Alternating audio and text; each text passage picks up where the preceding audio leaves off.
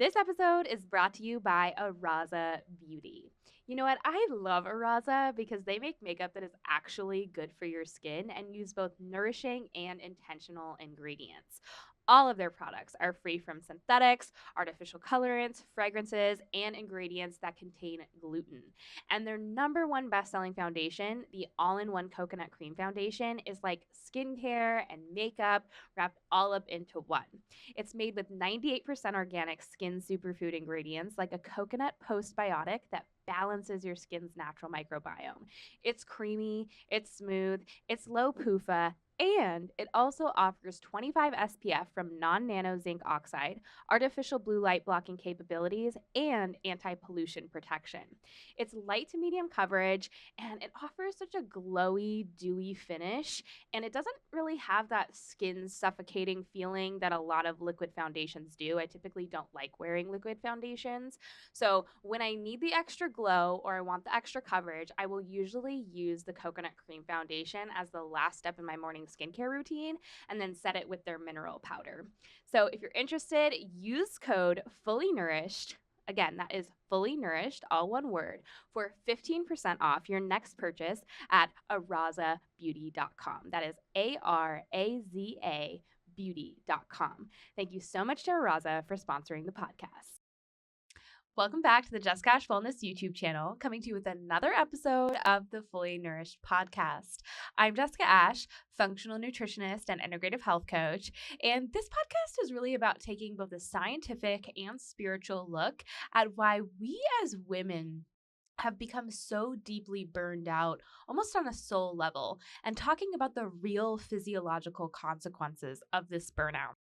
I want to explore together what it looks like to reclaim our feminine radiance and become deeply and fully nourished. With that being said, as a reminder, everything in this podcast is for education and inspiration only and is not intended as medical advice. Please talk to the appropriate professional when necessary and also use common sense before making any changes to your diet or lifestyle.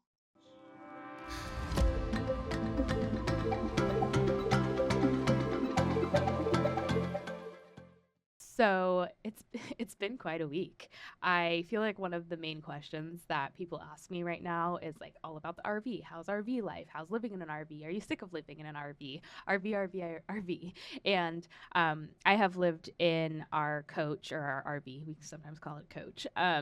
For just over a year now, and I am by no means an expert, and my candle holds nothing to the torches of people that have lived in RVs for 3, 4, 5 years. We've met people that have lived in their RVs for over 5 years. And you know what? Everybody moves into an RV for a different reason. Some people are just doing it for the travel. Some people are doing it because they're in this kind of transitional season in their life. Maybe they're building a house or they're looking for a house or something like that. Some people are doing it to save money. Some people do it because they have to. There's a lot of different reasons why people move into an RV, and I think that will kind of dictate the situation as a whole. And it is really fun. It's really adventurous. It's a very different type of lifestyle. I mean, there's just a lot of things, like different parts of this lifestyle that people don't realize have to be a part of your daily life when you have certain conveniences. But overall, it is so fun, so adventurous, and there's always a challenge to be overcome, which is fun in and of itself. But this week, I mean, things do happen. Like this week, we moved RV parks. We get to the RV park. It's like Sunday afternoon. We're thinking like, okay, we're just gonna set up and then we're gonna relax. We're gonna have like a nice relaxing Sunday evening. We open the front door and every contents of our refrigerator have fallen and crashed to the floor and shattered into a million tiny glass shards. So we have picture the bottle of chlorophyll, a whole bottle of the Lakewood organic grape juice, the Costco size maple syrup that I had just opened, for whatever reason, fell onto the floor and the plastic cap broke off. So we have this like river of chlorophyll, grape juice, and maple syrup, and just shards of glass. Like all of last night's dinner in glass Tupperware just shattered. And we just happened to be coming from a place that you had to travel a very windy road to get from there to here. And so picture a moving earthquake, a river, a flood, if you want to call it that, of maple syrup, grape juice, chlorophyll, and just leftovers, just churning and moving around, just shimmying around to every crevice of my kitchen and family room, living room, just life at home. And oh man, it was quite the sight to see and quite the cleanup. And these are just the things that happen. You know, like the fact that my feet right now are resting on 6 very large canvas bags full of laundry that needs to be done. I mean, they make actually quite the cozy footrest, but there's no place to put things, so you just shove it wherever it will fit. And these are just the realities of living in an RV. You can't get around them. Things happen. There's not a lot of space. And it just reminds me about how much things are over fantasized about or even romanticized on social media. RV life is just one of the many things. And I just share those things because I feel like it's a funny story to just remind us that life and reality is so much different than what is portrayed. It's still fun and adventurous, and it's still so incredibly worth it, but it's also just life, you know, and life can be a challenge and is not always perfect. And so today's episode was a requested topic about talking about beauty standards, talking about, kind of body image standards, and how we as women are physiologically impacted by the expectations that society is placing on us, whether it's intentional or not. You know, I think we can all agree that today's beauty standards are next to impossible. And if you have not already realized that, I'm here to say I'm sorry to be the messenger, but beauty standards are always impossible to meet, and they will always leave you feeling less than, because the thing is beauty standards shift, right? What comes in and out, what's considered beautiful by society's standard is always going to shift and change. And you might be lucky enough to align with the stars and fit the current beauty standard, but then guess what? The beauty standard is going to change, and so is your body. And then guess what? Maybe you won't fit the beauty standard anymore. So beauty standards in general just leave that kind of overall impossible feeling. And as much as I think most of us realize that beauty standards are impossible and that social media is not reality, right? I think we all logically know that, but unfortunately, our brains don't work like that, especially the female brain. That's not how we make decisions, right? That's not what shapes our reality. Our emotions and our feelings and how we feel about ourselves and our perception actually is the thing that is shaping our reality 9 times out of 10. And what social media does to us is it shifts what beauty means to us. And I think the most dangerous part of social media is that it shapes our perception of ourself. Like, we can look at social media and we can say, yeah, that's a fantasy, or that's over romanticized, or this is not reality.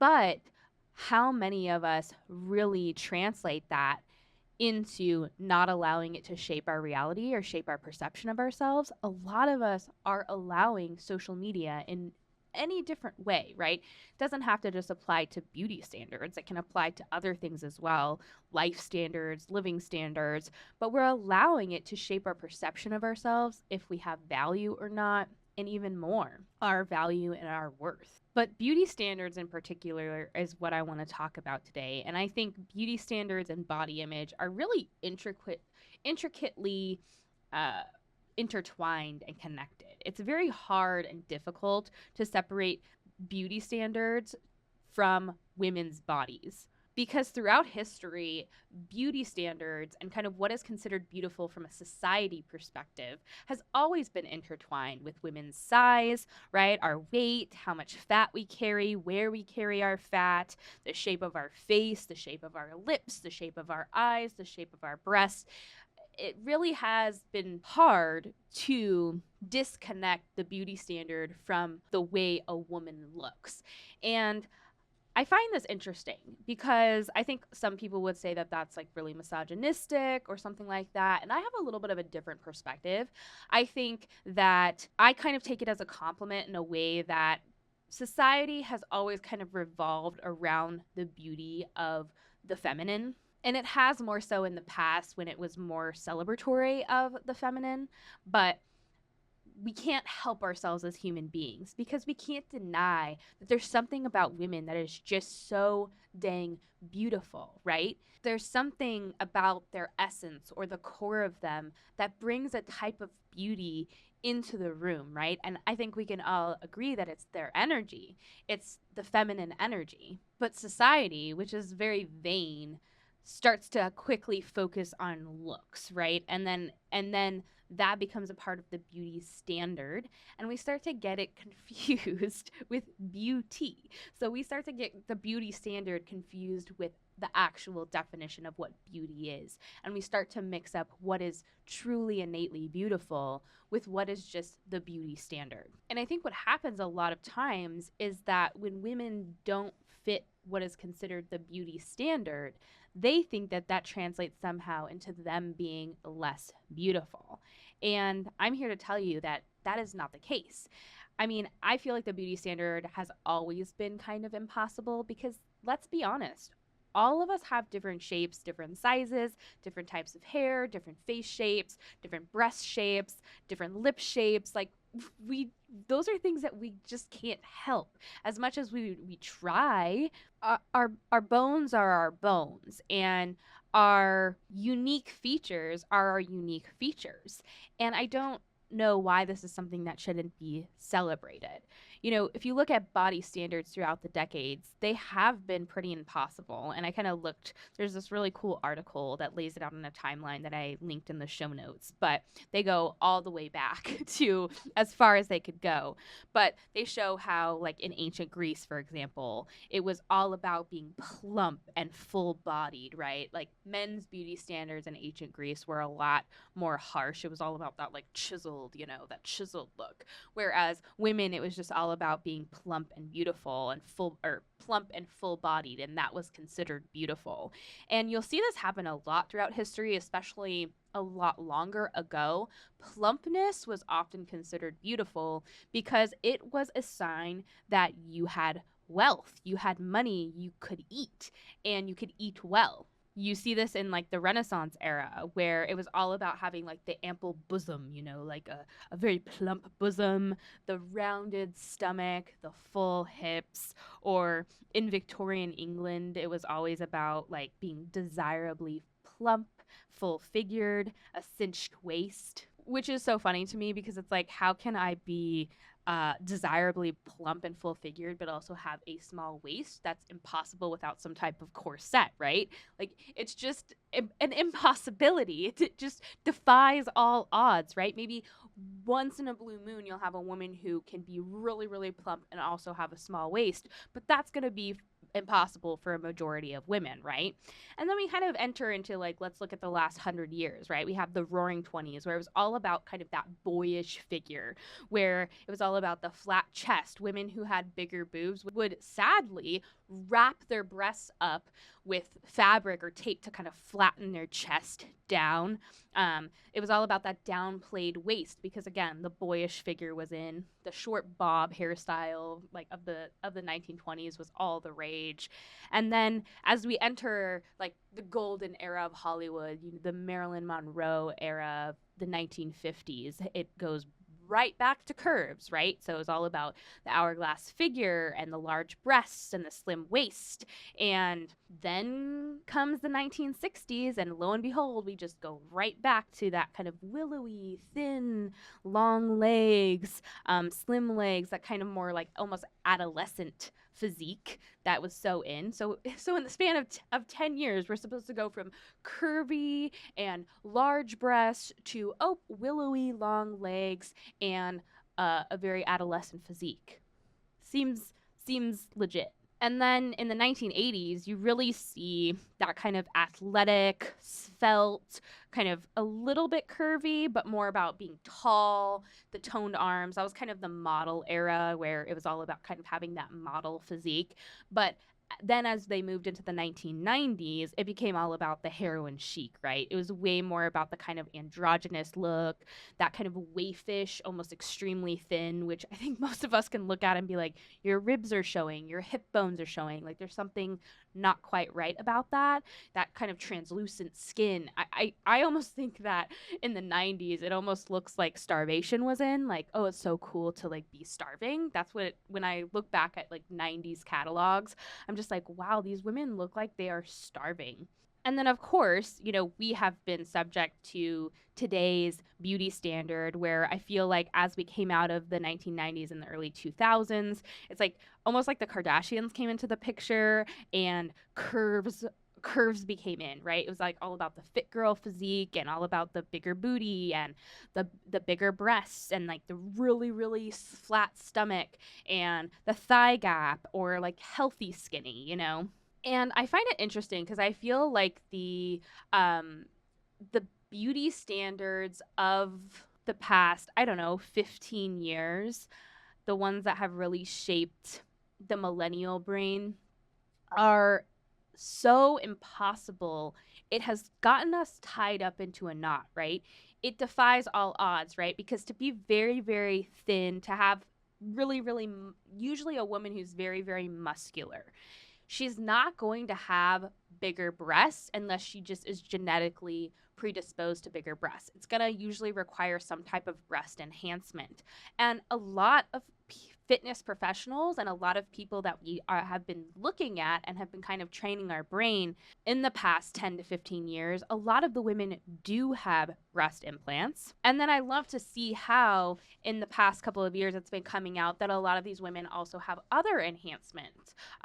Butt enhancements, glute enhancements, hip enhancements. Because I would say for most women, if you're going to have fuller breasts and fuller glutes, you're probably not going to have that super flat stomach unless you're just one of the small percentages that just happens to have the shape that you store most of your fat in your breasts and your glutes and your hips and your thighs, and you just don't store a lot of fat in your stomach, which for a majority of women, that is just not the case. Usually, for most of us, when we gain weight, we're going to gain weight kind of all over, but we're going to tend to gain weight near our abdomen because fat is safety. And our body really likes the warmth and stability that comes from having that extra layer of stored fuel around those most important internal organs. And I do feel like in the past year or so, I mean, I guess the past couple of years, I have started to see how we're moving away from that kind of curvy health, fitness, health, back to more skinny, back to being like skinny as in. And the reason I bring this up is not to really talk about certain body types. I think we all have certain body types that some of us are going to fit in a little bit more with the standard of beauty depending on what flavor of the week it is, right? Whereas like some of us are very athletic and curvy and some of us are a little taller. We tend to just be a little leaner, a little thinner. We don't have a lot of muscle on our body. And these are not things to be ashamed of or proud of. They just are who we are, right? Our bodies are what they are. And regardless of what the beauty standard is, we are beautiful regardless, right? We don't let society dictate what is beautiful or not. Beauty is beauty. And I think that brings up the really important question of what is beauty? Because a beauty standard is not true beauty. And we have a lot of women walking around right now believing that they are less beautiful because they do not fit the beauty standard. And it's really interesting because a lot of us, I mean, if you're a millennial like I am, and I know I have listeners of all ages, but I'm speaking from like a millennial perspective. I find it interesting because a lot of us were raised by women who grew up in like the usually like 1960s, 1970s, 1980s, 1990s, right? Like our mothers, we kind of were able to watch our mothers really strive to fit their bodies into the beauty standard. And it's interesting because they were willing to really do whatever it took to fit the beauty standard. And unfortunately for them, the beauty standard was for most women impossible to meet without starving themselves in some way, right? Without doing constant over exercise, aerobic activity, constant, and really under eating. This is why I think like the low fat craze came in, the low calorie. Like it was all about just how can I feel fuller? Because women were always hungry trying to stay thin. And then we have that extra layer of where we were watching the women in our life do this to themselves, right? Maybe we were too young to do it.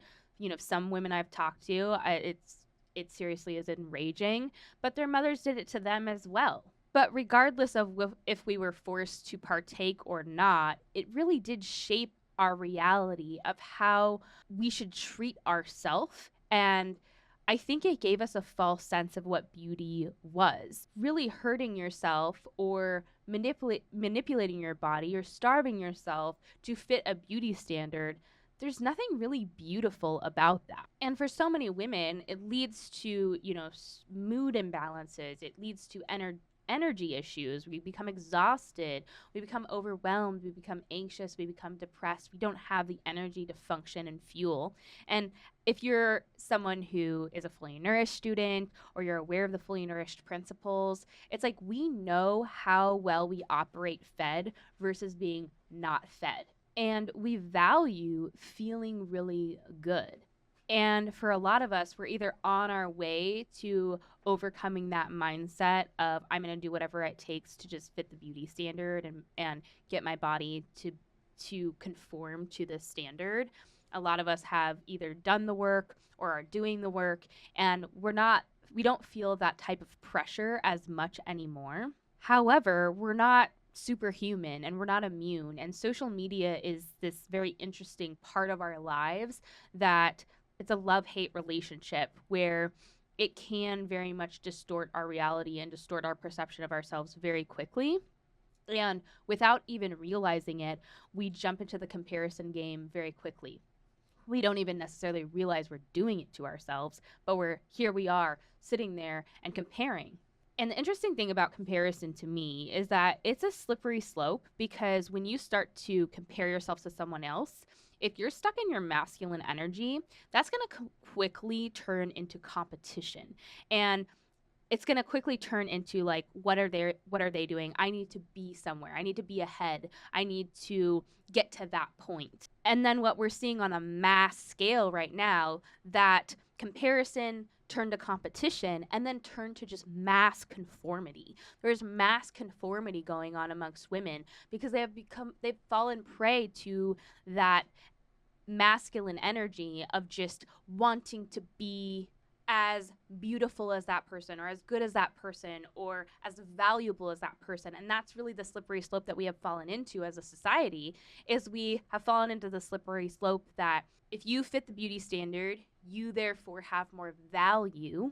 And we put value in conforming to society's standards of beauty. But to me, the sad truth and how I see it, and you might have a different opinion, and that's totally okay, but how I see it is that at the end of the day, the beauty standard and being beautiful and having beauty and being inherently beautiful are two very different things.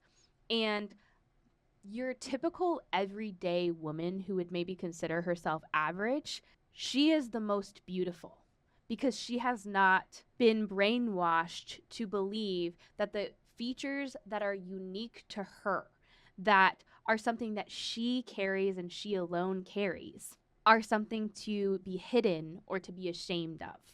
She wears them with pride, right? Or wears them just with almost, I don't even like to say pride. It's just more of like a unattachment where it's like, this is me, this is who I am. Like, I'm not going to try to hide it and I'm not going to try to change it. I'm actually going to try to enhance it or almost like brighten the part of myself that I have learned to accept. To me, that is true beauty. That is truly being beautiful. But unfortunately, we're seeing this less and less and less, right? Because the impact that social media is having, especially on younger girls and the younger generation, but even I feel like our generation is really impacted by it, where all around you, you're looking at women and I constantly think about like what have you done to yourself? Like when I'm scrolling through social media very regularly, I'm just like, what have you done to yourself? Like you don't even look like you anymore. And it kind of reminds me of that crazy art in Hollywood, that like crazy abstract art where you're like, what is it? Like you're looking at it and you're like, it looks like a kid just like kind of took their finger paints and just kind of like scribbled and did a little like, and flung their paint all over, and you're like, that's kind of the ugliest, most repulsive thing I've seen. Like it's almost disturbing, borderline disturbing. And then you hear the price and you're like, millions of dollars. Like I wouldn't even spend 1 cent on that piece of art. But everybody is buying it and everybody wants it, and that is just what's cool and that's what's in and that's what's the fad, and so people will pay for it regardless of the price. And I feel that's kind of like the same way I feel, is just like, what have we done to ourselves that we thought that the features that made us unique, the features that we could look in the mirror and say like, wow, that is me, and we decided that we wanted to just cover it up or even desecrate it and get rid of it. And we have let social media, Hollywood really dictate what is beautiful to us and if we are beautiful or not. And then I also think that sometimes we as women can internalize, we tend to think that men find certain things beautiful. I think a lot of women, at least the ones that I have talked to, have kind of let men's ideas of beauty or men's beauty standards kind of leak into their subconscious mind as well. Like, well, this is what men find beautiful. And I find that really interesting as well, because I think that we're not the only ones that have had our idea of what the beauty standard is shaped by the media. I think men have had their idea of beauty really shaped by not just like movies, not just social media, but also even porn. And I always think that, I mean, if you're choosing men and you're surrounding yourself with men that define what beauty is through these poor quality sources, I mean, those are not men you want to attract anyways. Like, good riddance to that. Like, if those men don't find you beautiful, like, thank God. You really dodged a bullet there, because weak men will let something else define what is beautiful to them. Real men know what beauty is and know what true beauty is and can spot it when they see it. They say, I want that. This is like a whole nother rabbit hole to go down, but I even think of like the biological kind of drives behind things. When you think of women needing a certain amount of body fat in order to have ovulatory cycles, I think one study said you needed like around 26% to 28% body fat to truly have like these amazing regular ovulatory cycles. And of course, we only make progesterone when we do ovulate, and that progesterone, it's not just needed for fertility and for procreation, although it is a very important hormone for that, and we cannot really get pregnant and stay pregnant and have healthy pregnancies without it. But it goes into really every aspect of our physiology, right? It gives us that more like relaxed, surrendering, let go feeling. It can really soothe our internal tension and our stress. And when we are low in progesterone, it impacts how quickly we age. It impacts the glow to our skin. It impacts our utilization of protein, so actually how we repair our tissues. It impacts our utilization of copper, which is needed in the production of collagen and elastin. So it's kind of ironic, right, that there are a lot of women, and I know that studies tend to be like a gross generalization. And so sometimes it's like, they'll throw out these percentages like 26 to 28%. I'm sure somebody is listening and is like, well, I'm way less of a body fat percentage than that, and I still ovulate fine. And it's like, that's great. And there's just, everyone's a little bit different. But what I have found, and I've seen happen again and again, hundreds of times, where women, when they tend to really nourish themselves well, they tend to gain a little bit of weight. In the pro metabolic space, this has been called safety weight or healing pounds or things like that. Now, obviously, there is a healthy amount of weight to gain and then an unhealthy amount of weight to gain. And I think that's where the mix up starts to happen.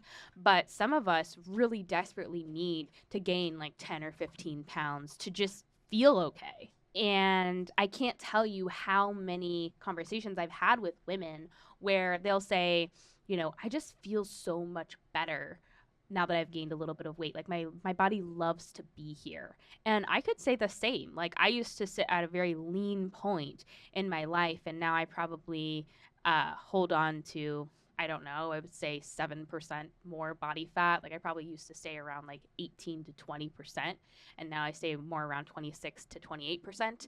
And if we're going to put a number on it, and I feel so much more stable. Like I just feel so much less reactive, and I'm able to stay warm longer. Like all of my metabolic markers, my digestion is better, my energy is better, my resilience to stress is better, and my progesterone production is absolutely better. Even though I was ovulating well at my lower set point, I guess we could say, call it that, I feel like my ovulations have more power now, which is really interesting to experience. So, from a biological perspective, if you think of a woman who is at the body fat percentage that really helps them ovulate and makes them fertile and makes them feel really good, it's probably going to be a lot higher than what is considered societally acceptable, depending on what's societally acceptable at the time. And if we're worried about someone being attracted to us, and I'm saying this for the women that, I get messages on very regularly about women just kind of despairing over finding a partner that is going to accept them as they are. It's kind of interesting to me because I would think from a biological perspective, if a man is in his masculine energy, he has a good amount of testosterone, he's going to be attracted primally to health. When you look at pheromones and you look at actual attraction, physical attraction, pheromones are this really interesting science that they still have so much to discover on. There's something with scent, there's something with the immune system, there's like all these moving parts, but pheromones are really what attract us or give us that kind of primal attraction to another person. It's why we have that kind of primal connection to one person and not the other. And when you look at pheromones themselves, progesterone really impacts the pheromones of a woman. And this is why we often find that our scent, our body scent, and even our vaginal scent will change throughout our cycle. Our hormones absolutely shift our pheromones. And so when we think of fat as a really essential source of hormones, our fat itself, our body fat itself actually can create hormones, then if we need it, and if our body does need a little bit of extra body fat to stay at its optimal function, well, that's going to have an overall beneficial impact on our hormonal production. The fat tissues are highly active producers of hormones. And again, I think this conversation, people tend to go to extremes, and they're like, well, an unlimited amount of body fat is not good, Jessica. And I'm like, I know that's not the argument here. It's just more of what's societally accepted or even what's societally considered beautiful. Our society is very obsessed with leanness and women's fat distribution, where we tend to store our fat. That's really what it comes down to, which is actually kind of ridiculous. It's like if I store fat in my breast, it's considered a beneficial, positive thing. If I store fat in my lower stomach, that's considered not a beneficial thing. If I store fat in my glutes, well, that's popular right now, so that is a good thing. And it gets exhausting. And at the end of the day, fat is fuel that's stored for later. Fat is safety to the body. Period. End of story. Women's bodies every season go through a period where they're going to store a little bit of fat, lose a little bit of fat. And then if you're going through overarching larger seasons like pregnancy or breastfeeding or a really stressful season of life, you're gonna probably put on some fat and lose some fat. It's just, fat is a tool just like anything else to the body, and our bodies are really obsessed with safety and stability. And so that is gonna lead us throughout our lives as our hormones shift, as the things in our life and our environment shifts, our bodies are gonna shift in shape and fat distribution. And that's just that's just the truth. And so I think what it comes down to at the end of the day is really defining what beauty is to us and what is being beautiful. What does that mean? And separating that in our head from the beauty standard, getting out of that group think of just because it's societally considered beautiful or just because it's the beauty standard, that doesn't necessarily mean that it is beautiful. It can be kind of one of those things where it's like that art where everyone is like, oh, so beautiful, so posh, so amazing. And you can be the only one standing there and being like, did a 2-year-old finger paint this? And this is considered, abstract art. This is considered worth $20 million. Like, am I the only one in the room that thinks this? It's okay to be that person, and it's okay to go deeper and stop letting the beauty standard define what is beautiful to you. And I can just share what that means to me. For me, I've been through a process I went through the early years where I was trying to cover things up. I've been tempted by things like Botox or lip fillers or things like that. I've been through those times in my life, and I just never could bring myself to change my face. Like, I like my face. I want to look in the mirror in the morning when I wake up with no makeup. That is me. And I have no desire to be like, I want to cover this up. Like, I want to change who I am. I want to cover this up. I don't want to be this anymore. And I just think of how many women, when they wake up in the morning, they look in the mirror, they don't like what they see. They don't love what they see. They have to quickly cover it up. And I have been there in my life. I have been there because I was kind of almost brainwashed in a way to think that that was part of the female existence. And that kind of idea that, like, I need to manipulate people into thinking I'm more beautiful or liking me more. And I don't know where that idea came from. I can think of a lot of different kind of areas of programming where that was just the thing. It was like, don't let somebody see you without makeup on, or don't go out of the house without makeup, or those types of things. But at the end of the day, this is part of those kind of programs that are those spells that just kind of run over and over again in our head, these belief systems that we hold about ourselves that aren't necessarily true. We've just kind of accepted them as truth. But when we sit down and we realize, we're like, actually, I like my face. I think I'm beautiful. I love my nose. I love the scar on my lip. I love those things about myself. I don't want to get rid of them. I don't want to change them. I don't want to cover them up.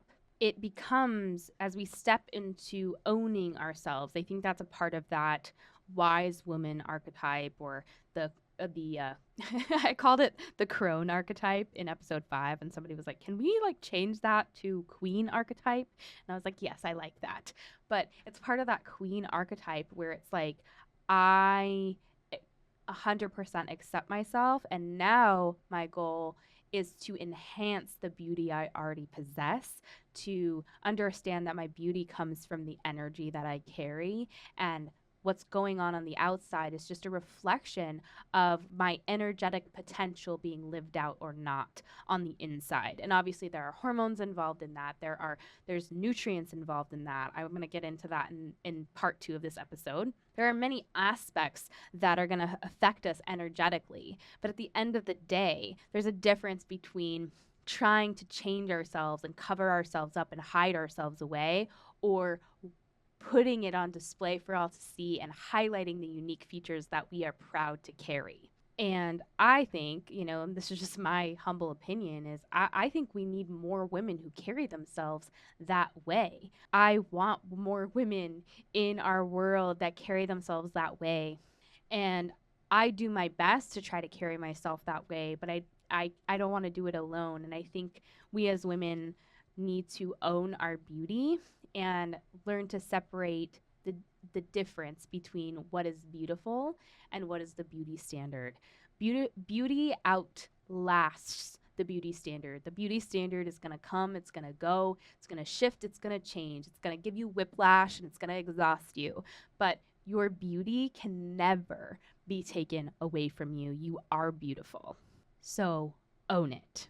Thank you so much for listening to the Fully Nourished podcast. I hope today's episode about discussing beauty versus the beauty standard resonated with you. I also want to give a special thank you to our sponsor, Araza Beauty. If you want to check out Araza's good for your skin makeup, visit them at arazabeauty.com and use the code FullyNourished for 15% off. I'll see you in the next episode, which will be a little bit of a continuum of today's episode, and we're going to talk all about when beauty turns to vanity and what that does to our physiology. If you're looking for any of the links or resources discussed today, they are included in the show notes, which are linked in the description box below. And if you enjoy the episode and want to support the podcast, please share it with others, share about it on social media, like this video, and subscribe to the Jessica Ash Wellness YouTube channel. I really rely on women like you that are in our community to spread the word. So with that being said, if you have any topic requests or any guests you'd like me to bring on, please go ahead and share that with me at jessicaashwellness.com/podcast. If you want more content or you want to stay in the loop about new episode drops, please follow me on Instagram at Jessica Ash Wellness or subscribe to our newsletter, which is at jessicaashwellness.com/email-subscribe. Thank you so much for listening, and I will see you soon.